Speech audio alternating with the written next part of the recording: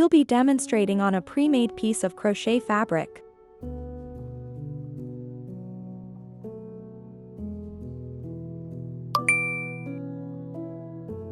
First, press down on the yarn with your left thumb. Yarn over.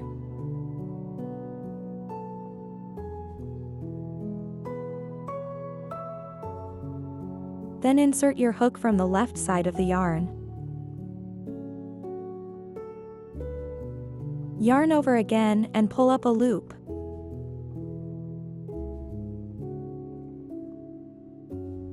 You now have 3 loops on your hook.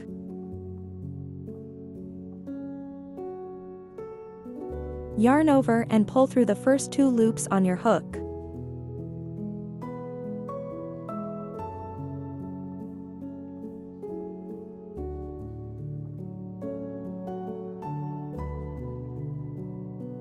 Yarn over once more and pull through both remaining loops on your hook.